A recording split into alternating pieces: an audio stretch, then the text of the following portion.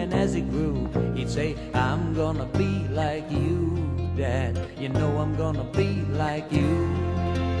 And the cat's in the cradle and the silver spoon. What's going on, guys? It's the Bossman here, and this is introduction to the JJ Boys podcast. This is going to be a learning session for real estate. I mean, this boy, he's 15 years old, and you've been around real estate for a minute? Keep the mic up. All right, I'll keep the mic up a little bit. All right, here we go. There you I go. told you guys it's a test run, so. Yeah.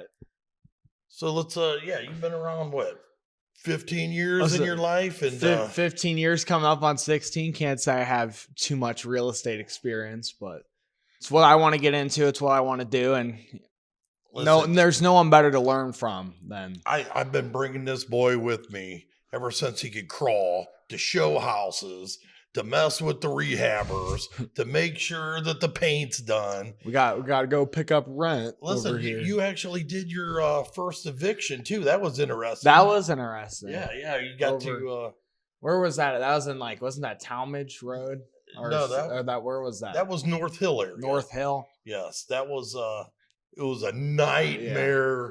This was the biggest hoarder ever. I don't know if you guys seen some of the pictures on Facebook, but we filled up like 5 dumpsters. That was crazy. It was a worldly experience. And that's what it's all about right now. As I'm looking to learn, everyone's watching. You guys are looking to learn. Yeah, listen, our goal is we want to get you out of the rat race. Yeah, no one wants to be stuck in that. And I don't know if you guys, he actually just got done completing his first deal. And did you guys see his check? I mean, that's the gross. Listen, but yeah, that was a pretty good gross check. The check looks pretty nice. And, I don't know. I can't. I'm not in the opportunity to do stuff if it wasn't for you. So. Well, listen, I don't know many 15, soon to be 16-year-olds that actually had a 6-figure check wrote out to them. So that was pretty cool. That was definitely pretty cool. Cool experience. But, I guess I want to tell you a little bit about my experience. I've been in real estate pretty much my whole life.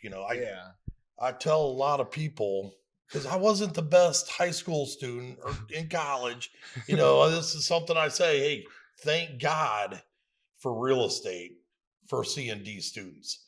Now this boy here, he's not a C&D student. I get a little better grades, but Yeah, he's straight A's. I mean, that's pretty impressive.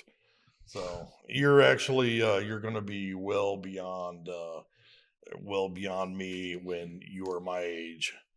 Well beyond it. I think grades like that shows a good learning ability, and it's nothing more I want to do right now than learn how to do this stuff. So listen, I used to, when I just got into real estate, I would eat, sleep, drink real estate. If somebody came up to me to talk to me, and if they were talking about real estate, I didn't want to talk to them. I mean, that's all I did was real estate. Yeah, I loved it.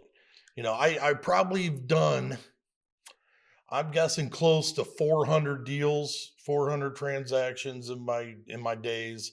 I actually started off in my early 20s in Colorado, buying and selling. I had no idea what I was doing, but I was learning under a pretty cool guy, and just started picking it up from there. And now I'm know all kinds of techniques. Yeah. And, proven track record. So what it takes is someone to learn from and the motivation to learn. We have someone to learn from. You just have to have the motivation to learn. Yeah, listen, the motivation is everything. And that's everything. You can't be scared. I mean, you know what scares me the most? What? Is getting a job. Getting a job. I mean, hey, you guys out there, do you know what a job stands for? I know you do. What does it stand for? Just over broke. You do not want a job. No, I don't. I know I want to get into real estate, and yeah. So what's some of the topics we're going to go over. One of the things that people know the most is the fix and flip. Yeah, there's a lot of ways I've become to learn to profit from real estate. A lot of people, they think of, let's buy a house, put some money into it, sell it. That's like I don't want to say that's the generic way, but that is what a lot of people associate when they think real estate investor. There is a lot more than that, though. Yeah, buy cheap and then retail. You know, the thing is, the thing that I learned that a lot of people, they don't know what a deal is. But, you know, I've showed this guy the formula that I've been using. And if it doesn't fit the formula, guess what? It's a no deal. Yeah, we don't buy it. I mean, yeah, and really that's what it comes down to. When you get the experience, like the boss man over here. Once you get that kind of experience, sometimes it just comes down to a formula. It just comes down to crunching some numbers to see deal or no deal. Yeah. So, I mean, really the formula, you have your profit already factored in. So, I mean, if you want the deal really bad and you have down there that, hey, I'm going to make 40 grand, but the deal, you know, maybe 10 grand short. Well, guess what? You only make 30 grand. Yeah. It's a lot better than getting the JOB. Yeah. Now, there are other ways of getting into real estate and investing. What are some of the other? Yes, some of the other ways. I think you have to master certain areas, and you have to know what a deal is. And if you could find the deal, you don't need the money. You could always sell the deal and just make it quick, you know, 2 to 10 grand on a wholesale deal. So, you know, you go out and find a deal and then you would sell it to somebody that wants to retail it. And wholesaling, it's from what I've learned and been able to experience, it's an easy way. A lot of people use that as to get into it. It's easy and it's, you know, it's a good starting point for a lot of people. I see myself starting to do a lot of those here soon. Yeah. So the deal that we had to evict the lady, I was going to do a fix and flip on that, but we ended up wholesaling it because the company behind the house wanted the house. And I was like, man, when companies want places, they'll pay top dollar to make sure they get it. And they actually wrote a check. I couldn't believe it. I'm like, you know, I told them to make sure they write it to the title company. I mean, that was a good one. But that is a wholesale deal. In another way, you know, a good way to do it. And a lot of people, they don't know this by now. And there's a lot of low interest rates that's been out there, you know, like 2.5%, 3%. And a lot of people that didn't have that refinance when they could get that to make sure they have a lower interest rate. So they're out there. So even if a house, this is called, you know, I call it, you know, getting the deed, doing a wraparound mortgage. You know, if a house is out there and it's in pretty decent shape and it's got that low interest rate and there's like really no equity to where, you know, people are like, you know, this ain't no deal. There's no equity. It's worth 150 and, you know, 140,000's owed. Yeah. There's really no equity there, but go ahead. Now, this is a concept I'm still coming around to learning. I want to experience it, be able to do some of my own deals with it, to be able to learn it really greatly. And it's something hard to understand, especially for someone that's kind of new.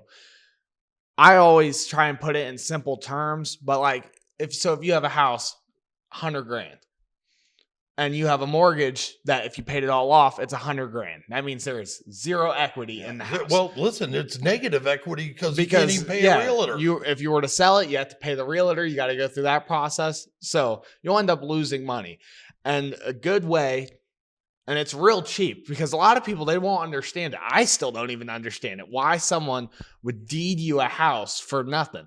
You come to the people with what is essentially negative equity, and you just come up, you offer $500 for them to deed the house over, meaning you own the house. They do it. Just like that, you got $100,000 house. Listen, it's all real estate we're in the problem solving business pretty much. So if they have a problem and we can create win-win situations, I mean, it's usually a pretty decent deal. Have a problem. They're behind on their mortgage. They can't pay it. You know, they don't want to sell it. Most of the time that's because of a divorce. You know, you will run into all kinds of divorce deals where the husband is trying to stick it to the wife trying to stick it to the husband. And, you know, so neither one of them are paying. I mean, those, you know, and then we go in there and we create a win-win situation. They're winning because they get out of the situation they're in, and we're winning because we know how to invest the money properly to end up making money off of it. Yeah, correct. And it's a hard concept to learn, but once you understand it, you always understand it. And once you master it as you do deals with it, then you're out of the rat race at that point. Yeah, You've already much. got to the point where you're doing pretty good. So your goal, pretty much, when you start doing the wraps and stuff, a lot of people don't even know what their outgo is.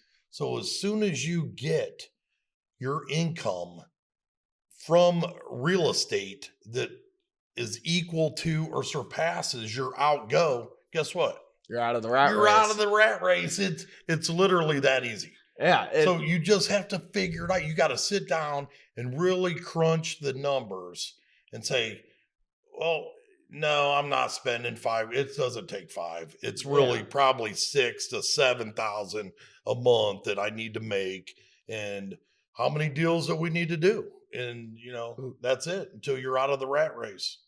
Yeah. And then there's, of course, we already mentioned once, there's going to be certain formulas for everything. You'll know a good deal once you've done it for long enough, like you have. You'll know a good deal when you see it. And it just comes down to the numbers again. And if you plug in numbers, if I could sell this house for this and I could buy it for this, it'll probably cost this much to fix it. You know what you'll make.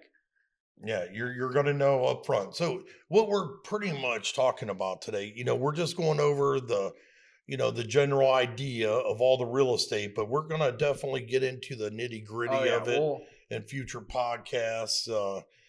But while we're at it, another way that you could take over properties, and I love doing this, is the lease purchase.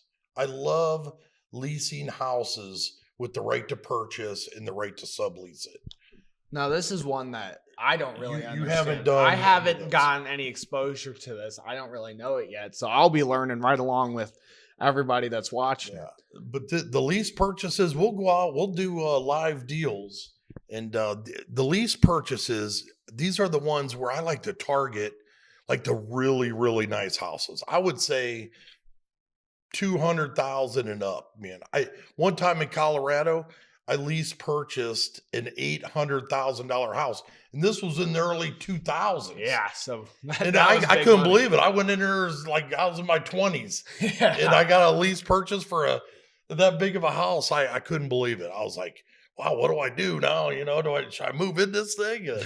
But no, I only had enough money to make like one rent payment. So luckily what I did is I had the right to sublease it. I got somebody in there to cover the payment. Not only cover the payment, I got $800 a month over and above that. And what I sold it to them for and what my purchase price was like a $90,000 spread. Yeah. And this will all be stuff that we go over more in depth, exactly how to do it, exactly the numbers. We'll give you examples for everything. We will teach everyone the best way of doing it. Yeah. Yeah. So you too could, get a check for the picture that you're seeing. What do you think? Think we should go over the formula or just? I think we could save that for when we talk a little more about fixing flips. All right. Well, another way, something else that we're going to go over in depth is, you're talking about all this stuff, but how do you find these houses? And that's, I think, so we went to a big real estate seminar. What was the guy's name that we went to? The legal whiz, Bill Bronchek. Yeah. And what a big takeaway I got from it was really good, really informational, but I learned a lot. And what a lot of people's issues were, even from talking to the other people that were there, networking, they can't find deals. Yeah. That's their issue. They can't find them. Or they don't know what a deal is really. Yeah. So let's say they can't go out. They know what they're looking for, but they can't find it. Or sometimes they know they have it. They just don't know it. And I don't know. It's probably almost 50% of all real estate investing, being able to find. It's actually probably even more than that. If you could find the deals, everything else will come to you. Once you find the deal, it's done. You're going to make money. Yeah. It doesn't matter if you have 50 cents to your name. You're going to make money. If you find the right deal and you could tie it up with the purchase agreement with the right to sell the agreement or the right to assign the agreement, yeah, you're going to make money. And there's all kinds of ways we find houses. I'll go over one of them that I like. I incorporate. I love my trash guys. I love them. I do. So I give my trash guys a really detailed what I'm looking for in houses, because they're going around everywhere checking out the houses. So here, you bring me back a lead from an address, of a house that, looks like it's empty, or, they just got evicted, I'll give you $20 per house. But you got to make sure that you give them what you want, because you know what? They're going to bring you back the first day. They're going to bring you back 50 houses. Yeah. So you got to watch it. So you got to really, really, once they get trained in that, they're usually going to make, a couple $100 a week by bringing you deals, and you just have to know how to find them. That's just one technique. So yeah, there's a lot of really good techniques for marketing, and it's funny talking about marketing because we've been doing it for forever. I can remember when I was way little going on there talking about the JJ Boys OCW, doing my promotional videos for OCW, the MMA, all that stuff. Then it went to doing videos for the water park here.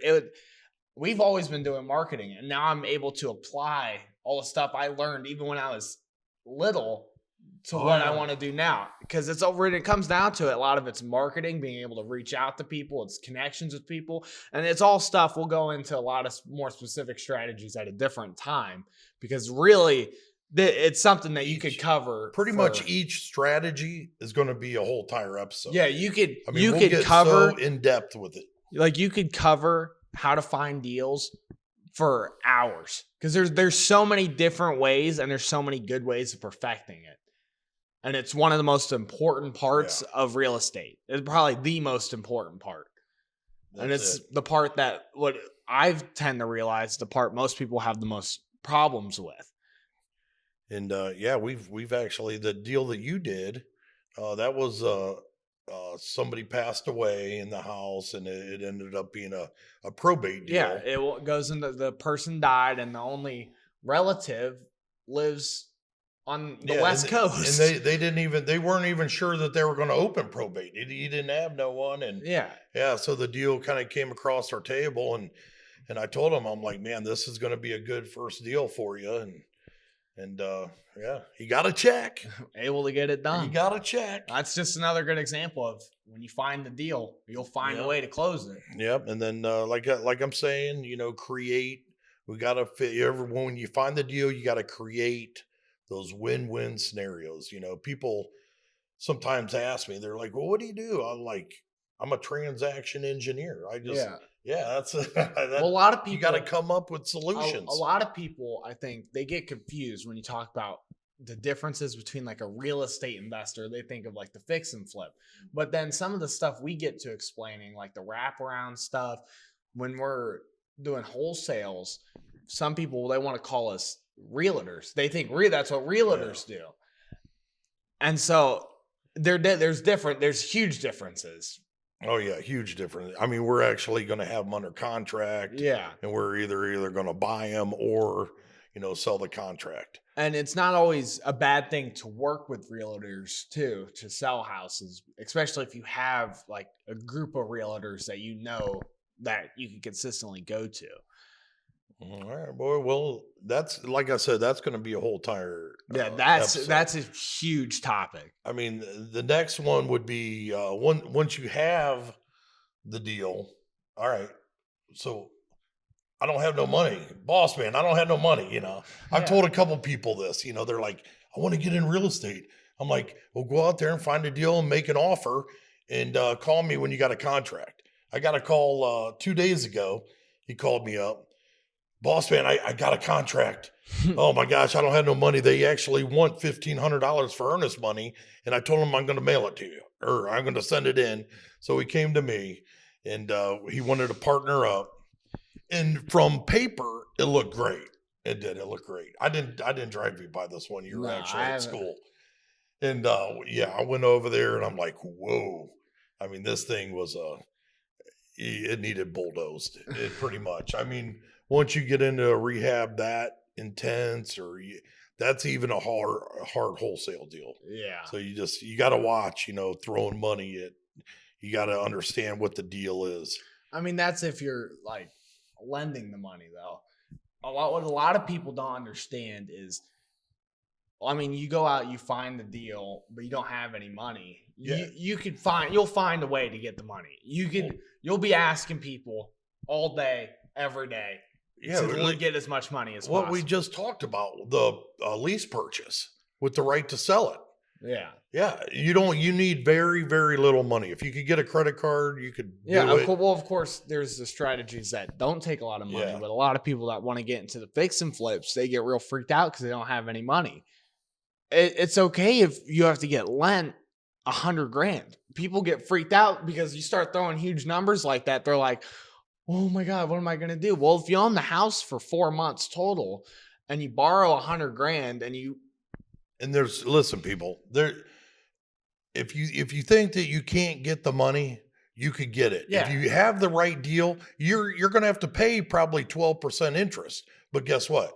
You'll end up making money because 12% interest is a lot better than splitting a deal with somebody. I mean, you borrow. So like, I'll continue trying to describe this because a lot of people, it's taught that debt's bad.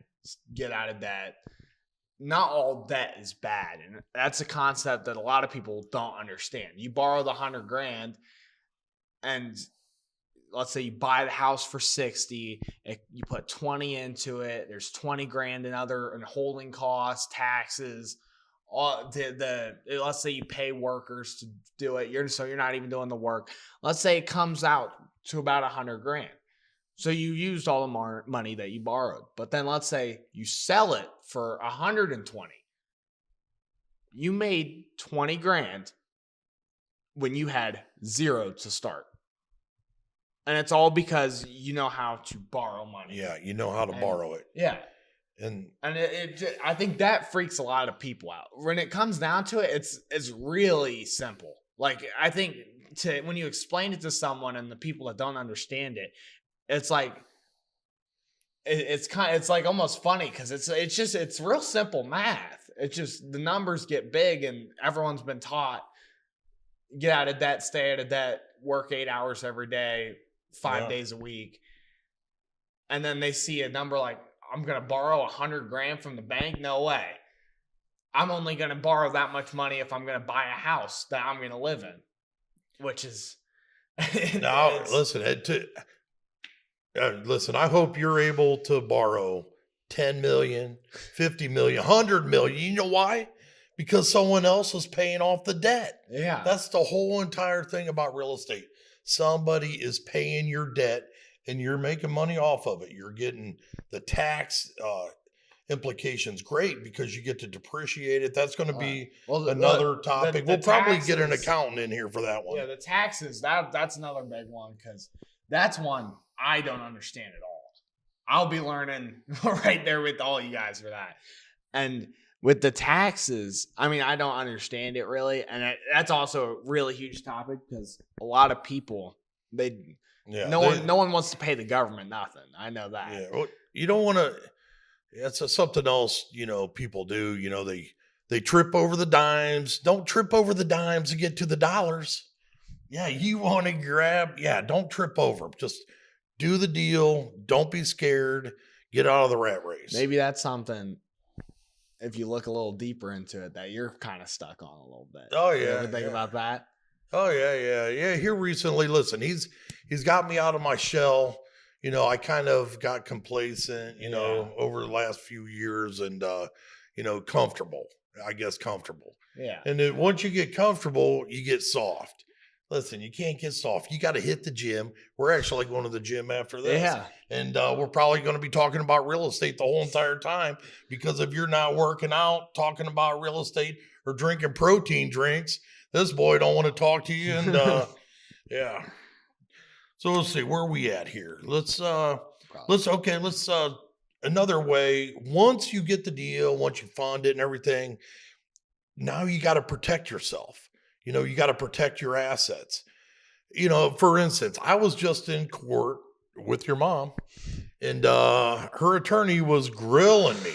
I was on the stand for 5 hours asking me about these land trusts. So if you purchase a property, you don't want to have the property in your name. No. You know why? Because you will have, say you got 5 properties and you accidentally bump somebody, with your car, and they have an attorney friend, I don't know, kind of like what I just got through with, and they look your name up. Public record. Wow, you own 5 houses? Let's sue this guy. All right. Yeah. But hey, if you keep these things in, LLC, C Corps, S Corps, land trust, nobody knows, what's owed or owned. Yeah, and all that stuff. It's corporate entities. We'll be able to get into a little more because each one of them are kind of specific to. We'll probably need like specific things. We'll even probably have some stuff up so you could see some diagrams. That gets pretty tricky. Well, let's the next one. Let's go into some rehab strategies. Now, this is going back to the fix and flips, and a lot of people, it's important because that's what a lot of people associate with. It's what a lot of people want to get into because that's what they think when they think real estate people think investor. that you buy cheap and retail it because they see all these things on TV too. Fix and flip TV. It's interesting because that part of it has been so marketed to like the consumer. Because that's what I mean when I say that's what everyone associates it with. Because that's what they see on TV. They'll see what's that dude and the chick. What's their name? Listen, that dude just got screwed over. Yeah, but it's got his. I can't stand it. But it's what people think of, and it's what, of course, you want to teach me how to do. I want to learn how to do it. It's what we want to teach you how to do, and it's not just as simple as I'm going to put this money into it. Well, what exactly do you put the money into? You could very, very easily just go way overboard with rehabs. Yeah. I've seen so many people do that where, you got to put the money into the things that sell. When you go, and then also when you go way overboard or you have more costs than what you imagine. Oh, yeah. And we talked about earlier with the formula, there's a formula for everything. Once you go above the cost, well, then your profit starts going down. You don't want your profit to go down. You want that number to stay as high. You want that number to go up. You want it to stay as high as possible. You want to come in lower than your rehab costs, and you don't want to use any of your contingency costs that we add in the formula also. So that's why with the rehab strategies, it's you don't want to just put money into the stuff that really, when it comes down to it, you don't need to fix. If you don't need to fix it, don't fix it. But if there's certain things, maybe it's on the border, you do want to fix them, like a kitchen.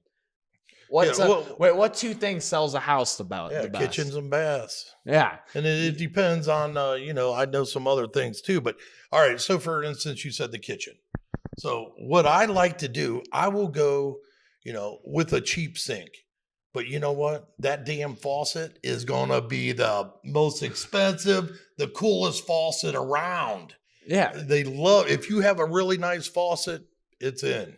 Yeah. You just, once you give it a fresh coat of paint, maybe change up the floors a little bit. You just add those, you call them sizzle features. Yeah, sizzle features. Where it's like you fix up the yard, you do some landscaping to that so it looks presentable on the outside. It's just the little stuff like that where you can get away with only putting 15 grand or 20 grand into a house, but then you're able to sell it for so much more. Yeah, that's what it's all about. With the sizzle features, that's like, like the sinks. Yeah. You could buy a sink from $20, it's hard to find them now for 20, but up to hundreds and hundreds of dollars. And I like to buy, if I'm in a $200,000 house, something, right around 80 to 150, but my faucet is extremely nice. It is so fancy. Oh yeah. And people just look at that faucet, and I do that also in the bathrooms. All right, ladies, I'm going to say it. But you guys always, every time you guys go into a bathroom, you guys always look at the shower head. I don't know why they do that, son, but they always they always look at the shower head. So guess what? I have the best shower head ever in the bathrooms. You could take that thing off. It has 50 different modes on there. And guess what? It sells. Oh, I'm telling you, like I've sold so many houses because of the shower head. It's unbelievable. Yeah, like you think about it, you go buy the shower head for $200, but then on your final price that you're selling the house for, it could potentially be increasing it by over like a grand. Listen, if you want to get real specific with numbers. You got to have the fanciest shower head, and you can put some jets in there. That's huge.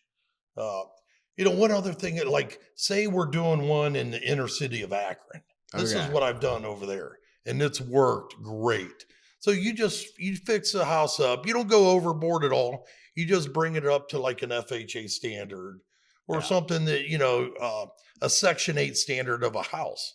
But if you want to sell it, there's not a whole lot of things selling over there. But you know what sells it, son? What do you think? What would sell it? I pour just a little tiny pad, and I put a hot tub outside. There is just a $900 hot tub. No houses over in, I guess we want to call it the hood.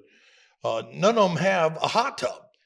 And I've sold so many houses over there just because nobody has it. And they're so focused on that. They're like, oh my gosh, I love it. I can't wait to get in it. And I make sure, like when I'm showing the house, I lift that top off, the steam comes out, the jets are rolling. People see that. They're like, all right, I'll buy it. She's like, oh my gosh, I get a hot tub and the shower head. They love it. Yeah. And so that's just some of the sizzle features that I've used. There's a bunch more, but we'll go into that a little bit later. So the next pretty big thing is dealing with people when it comes to buying houses. Yes. So you have someone selling a house, they have a realtor, then you have to deal with a realtor. No one really likes dealing with certain realtors. Well, yeah. The thing is, we're in the real estate business, so we're going to deal with realtors. Of course, you can't. You have to be able to do it. We're going to deal with realtors, so So let's just figure out how to get them paid. A lot of realtors, when it comes, they'll bring you deals, or they'll, like when we're selling, you don't ever want to turn away a realtor. You want to accept them. Hey, pay them. Let's figure out how to pay them, and let's just pay them. I like when it comes down to it, the realtor wants to find a way. How much do they make? Percent? It's 6%. Usually 6%, and then they make 6%. So like you're dealing with the realtor, if you can throw some things in the deal to make them feel comfortable, they'll be completely okay with either lowering the price for what you're buying it for, raising the price, but realtors, that's one thing. You want to look at motivated sellers, so people who are just selling it without a real estate agent. Yeah, usually once a house, this we're on the buying mode now. Yeah. Usually once a house goes with the realtor, hits the MLS, it's not a deal. Yeah, because then, so you put those numbers into your formulas, and your profit starts becoming lower and lower, and then the risk factor goes up of if something goes wrong, then I'll be in the negative, and of course you'll have negative. You've probably had your fair share of negative deals. Listen, I don't lose. I thought, listen, one thing in real estate, I thought I screwed up so bad on some of them, and the ones that that scare me are the ones with septics. The ones with wells and you never know. So you better have at least a $10,000 to $15,000 contingency factor in your formula when you're dealing with these properties. And you know that the house is old, and you know that something's going to be wrong with the septic now because they come out and inspect it. And there's new laws to where you just can't fix it. You gotta replace the whole thing back, and you're looking at $15,000 to do that. And see, it's funny you say something about the laws. That's another thing you could probably go in depth on for a very long time, talking about the rules, the regulations, the laws for your corporations, what defines being a realtor and a real estate investor or a broker, all the stuff. A dealer. There are very specific terms for all of them, and it's all due to government regulations, government rules. And that's something we could probably we could go on would for a while about. we'll get some experts in here. I'd love to have an attorney in here, real estate attorney. Stuff like that. I mean, that kind of you could probably put that in with the taxes, really. Yeah. Because taxes are it's a big government thing. It's what you have to do. And a lot of that stuff we'll be able to go in depth on certain episodes, and it'll be real informative, not just to the viewer, but to me, because like the rules, regulations, the taxes. I haven't been around for long. I've never had to pay taxes. I don't understand taxes. You're going to have to now. Yeah, that's something that was greatly reminded of. But one thing about it is they're always changing. It seems like something is always changing. So you got to be up on that constantly. Every time there's change, there's chaos. Yeah. So.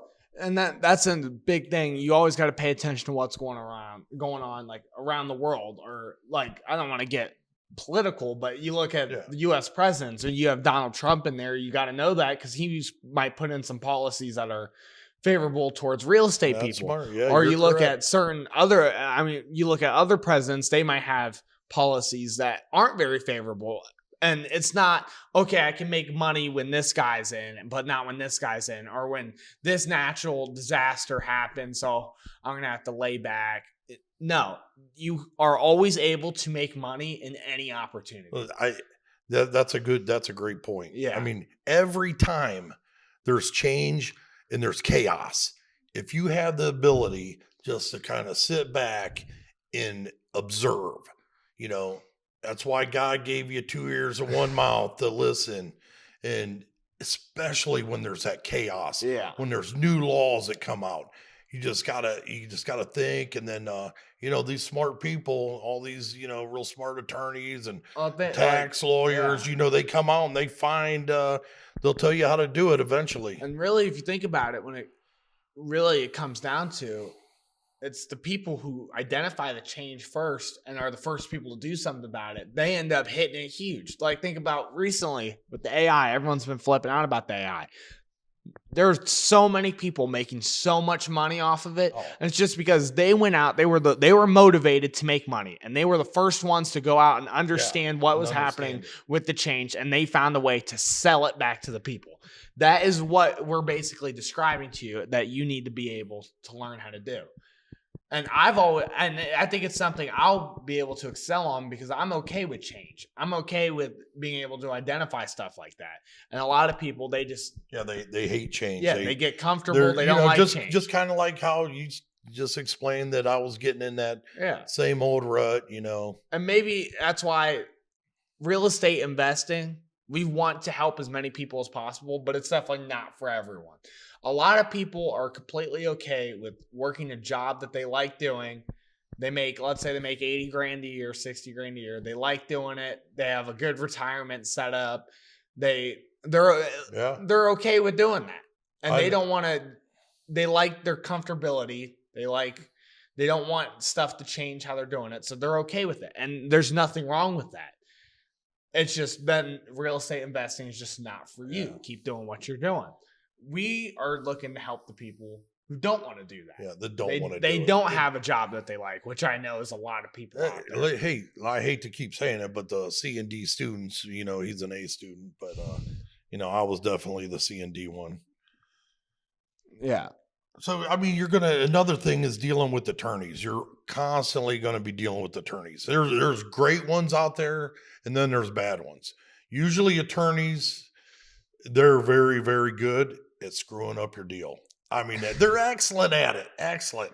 So, and it's funny, most of the time, if you know more about real estate than your attorney, you need to try to stay away from them, or get a new attorney, or just or if it's not your attorney, it's their attorney. Yeah. And then you feel like you have to educate that attorney. All that's happened multiple times. They don't understand, a lot of the stuff. And that's something that, we're going to teach you, just how to deal with multiple people.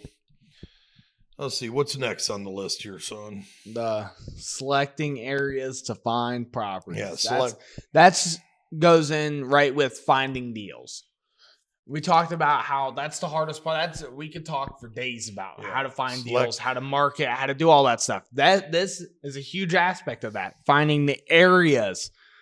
Yeah, and you could do this in every area. That's what's cool about real estate. Yeah, but your strategy is going to be different. Yeah, your strategy is different. So if you're downtown Akron in houses that could be Section 8, your strategy is going to be different. If it might be buy and hold for a rental or. Yeah. Let's say you're driving around in the nice part of Norton and you have a house that you're seeing, but you're on a street where every house, the minimum is $250,000. Your strategy is going to be very different. And they've only owned the house for say 2 years. Yeah. And they guess what kind of just the clicking in my brain, that is a good lease purchase potential. Yeah. And so we want to be able to teach these strategies that I have some of them I have a good grasp on, some of them I don't, but we want to be able to learn the strategies, teach all the strategies. So, when you're finding deals, what strategy or what technique you should use to make sure you maximize your profit that you're making. All right. The construction and, constructing and presenting offers. Okay. So you get all these people calling you. You come up with the marketing strategy, you get people calling you. All right. Or your trash buddies, bring you a bunch of deals. What do you do then? Well, you actually have to be able to make the deal, or not make the deal as in make your money, but you have to be able to buy the house. Well, you got to be able to sift through a lot of deals in order to find, the real deal. We only are dealing with a select few people. We're dealing with people that are motivated because they have some kind of issue going on, and we got to create win-win solutions. And you don't take advantage of people. No. We're helping them. Yes. If we cannot help them figure out their solution, I've had multiple people. I've done deals where, I've given them $500 and they deeded me over a property. It's kind of buried, but they were so happy that I caught them up on their payments and took them away from their payment debt. Yeah. I'll never forget the one where they started praying with me and stuff. I'm like, wow, they just deeded me their house and now they want to pray with me. Yeah, and that is just another topic, a part of being able to find deals and be able to make the offer, know how to negotiate with people, be a people person. You have to be able to communicate and talk to people. If you're like a shy person ingoing, you're going to have to come out of your shell a little bit. You will have to. Yeah. I mean, you're going to be dealing with, people that own, you go to Hudson. We're dealing with people with $1 million homes. Yeah. And then we're going to Akron, dealing with people that own $50,000, $60,000 homes. Or, you'll go knock on someone's door and some big biker looking guy, comes to the door and is like, can I help you? You're going to have to be able to know how to be friends with all of them. You gotta, and how to make them happy. And there's certain strategies with that you'll be able to do. All right. And then all right, Matt just came in. Hey, Matt. All right. So we're into this for 42 minutes. Can you believe that? 42 minutes we've been talking. Time flies, man. Wow. Well, we'll get to the last general topic and then we'll be able to. Yeah, but getting right back to the constructing of the deals, I always approach it with kind of like a 3-prong deal where, I like to present them with an all cash offer, and that's usually pretty cheap. If you ever make an all cash offer and you don't, you tell them, 80 grand, yeah, you're probably, you're offering too much money. You're offering too much. If they take the first month deal you put out there, it's you horrible. Screwed up. That's not what you want. All right. Are we still rolling over there? All right. I think that's. Well, we'll get into the construction of, usually the 3-prong method. all this stuff, this is just a test run and kind of an overview of a lot of the stuff we want to teach you and a lot of stuff we want to talk about. And a lot of the stuff we can go in for and talk about for hours individually because some of it's so important, like the finding of the deals. You can talk about that for days. It's the most important part of real estate. Oh, yeah. And you'll have so many different techniques. You'll have so many people, out there looking for deals for you. It's great, and then everybody wins. Somebody brings you a deal and you end up buying it. You say you give them $50 to bring you the lead. But guess what? If I buy it, I'll give you an extra $500. Yeah. It's a win-win for everyone. They love it. So, you're going to have like a whole entire army out there, people looking for deals. So, hey, you guys remember that? So if you know a deal, call me up. So, yeah, that's just the general overview. Oversimplified topics. We'll go in depth many times. It's going to be a learning curve for me. We'll be teaching everyone they want to get out of the rat race. They don't want to keep working their job. They want to get into real estate investing, or maybe for some people too. It's a big thing with older people with their retirement. That's another thing I realized. If you're a little worried about your retirement, you don't want to work the rest of your life. At that seminar, can you believe how many they just wanted? Most people were about 55, 60, and they were just. It's not old bum boy. Oh, okay. Yeah. Okay. You see, he's getting a little worried himself. He's getting up there. So. But yeah, it's amazing though how many they just wanted to supplement their retirement. Yeah, maybe one or two deals. If they could get an extra $1,500 a month, that's all they need. And if we could help you out with that, if you're one of those kinds of people, we'd be willing. If you're a younger person and you just don't want to work a job the rest of your life, we're here for you too. Let's say you're the season D student that you keep talking about. Listen, we want to get you out of the rat race before you're even getting into it. I would love to be able to mentor someone and then they just are just killing it. I want to see that. Yeah. Come pulling up in your Ferrari and stuff. I'm not that flashy kind of guy. I drive a Mitsubishi still, 3-cylinder ride. So we're here to teach all you guys, and it'll be fun talking about these topics. As you tell, the time has flown by. Yeah, and 42 minutes. Now we're probably 45. So let's end up wrapping this thing up here, and we're looking forward to bringing you guys some knowledge, going out in the field. Teaching you some techniques. I'm looking forward to learning a lot myself too. Listen, you may not have known it, but you've been in training my whole life. Yep. Yeah. I've had a car wash. I've been having him count dollar bills since he could crawl. And that's what it's all about. Yeah, that's it. So we will see you guys next time. Thanks for checking out the JJ Boys podcast. We'll see you guys soon. See ya.